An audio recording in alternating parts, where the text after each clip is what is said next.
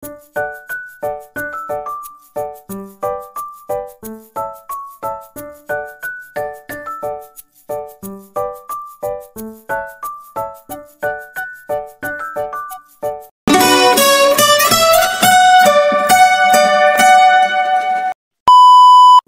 araw sa inyo lahat mga katats and mga friends and followers. Shout out sa inyo lahat, by the way. Dito po tayo ngayon sa Kinderdijk, Netherlands. So ituro ko po kayo ngayon dito sa Windmill, ang tourist spot dito sa Kinderdijk, Netherlands, ang pinaka-famous tourist spot. So dadaan tayo dito sa Potwalk Bridge sa going to entrance ng Kinderdijk. So may mga tropang kids dito na namimingwit ng isda mga katats. Say hi! Say hi! Oh, you got the fish!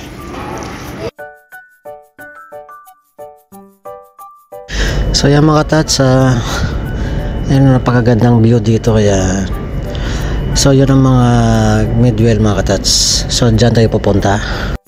So ito naman yung view going to Kinderdijk Cafe. So ito yung little restaurant nila dito.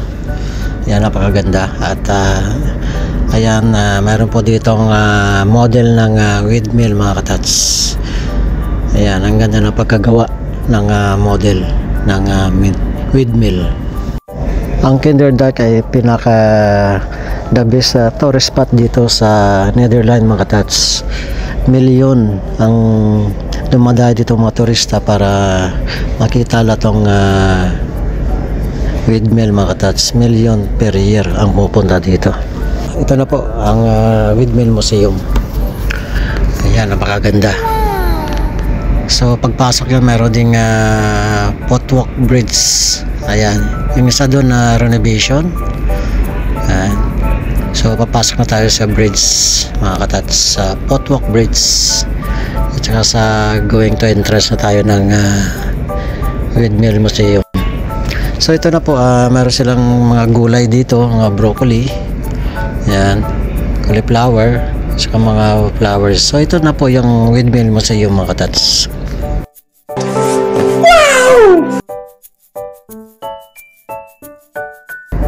So yan mga katats, papasok na tayo dyan para makita natin yung loob ng windmill. So ito po sa labas meron ditong little kitchen nila. Yan. So yan, papasok na tayo mga katats sa loob ng windmill. Alright, so going to entrance na tayo. So ito na po yung entrance. May mga display mga antique ng mga plato. At ito po yung kabilang side, ang parang sala nila. Actually malaki din pala mga katats. Pabilog yung forma niya. Ayan, yung mga antique oh. Ayan, akyat tayo mga katats para makita natin yung second floor. Ayan po. Ayan, mga boots nakahang. Ayan. So medyo ingat-ingat lang sa pag-akbang. Ito yung kama. So ito ay level 1930. Oh my God!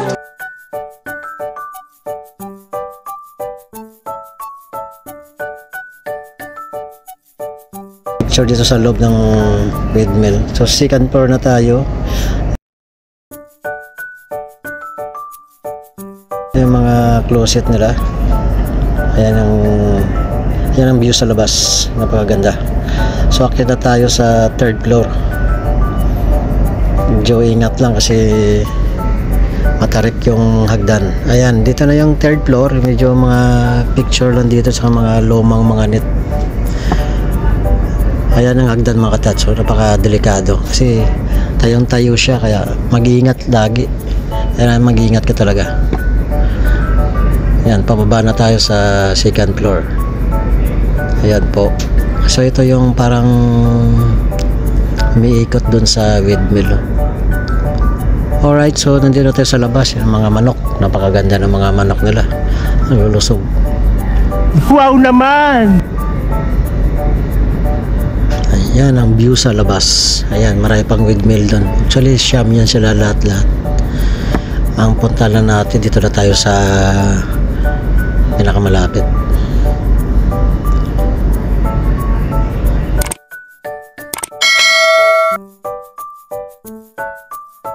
Ang windmill mga katats, inopen ito para sa tourist noong year 1970 mga katats. At mayroon dito nakatira para mag-maintain ng windmill mga katats.